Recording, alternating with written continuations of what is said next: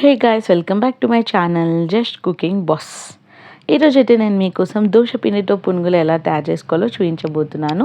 మనం దోశపిండి రుబ్బుకున్నప్పుడు ఎప్పుడూ దోశలే కాకుండా ఇలా పునుగులు కూడా ట్రై చేయండి. చాలా సింపుల్, టేస్టీగా ఉంటుందన్నమాట. ముందుగా దానికోసం 2 కప్పుల దోశపిండి, 1/2 కప్ మైదాపిండి, తగినంత సాల్ట్, అలాగే ఒక ఉల్లిపాయ, 2 పచ్చిమిరపకాయలు, కొంచెం కొత్తిమీర అయితే తీసేసుకోవాలి. ఇలా మనము ఉల్లిపాయను అనేది సన్నగా తరుక్కోవాలన్నమాట. సన్నగా తరుక్కున్న ఉల్లిపాయ ఏంటంటే మనకి పంటి కిందికి వచ్చి చాలా టేస్టీగా ఉంటుంది పునుగుల్లో. అలాగే పచ్చిమిర్చి, కొత్తిమీర కూడా సన్నగా తరుక్కొని పక్కన పెట్టేసుకోండి. ముందుగా మనం 2 కప్పుల దోశ పిండికి 1/2 కప్ మైదా పిండి అనేది యాడ్ చేసేసుకున్నాము. అలాగే అందులోకి మనము తగినంత సాల్ట్ని కూడా యాడ్ చేసేసుకున్నాం అనమాట.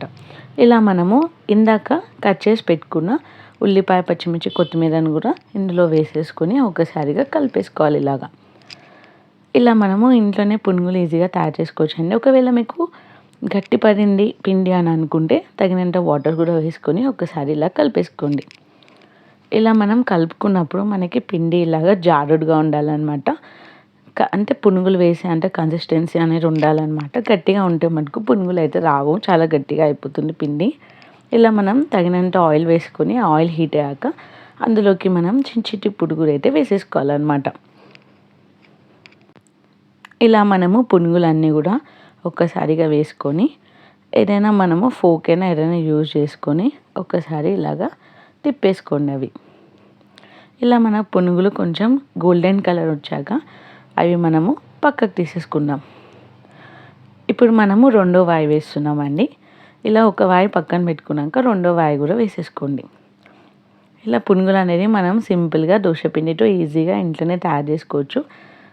ఇలా మనం మొదటి వాయిని పక్కన పెట్టుకున్నాం కదా, అది కూడా ఇందులో వేసుకొని గోల్డెన్ రెడ్ కలర్ వచ్చేదాకా ఈ 2 వాయిలు అనేది ఒక్కసారిగా కాల్చేసుకోండి. చూసారా, ఇలా ఫ్రై అయ్యాక సర్వింగ్ బౌల్లోకి సర్వ్ చేసుకోవడమే.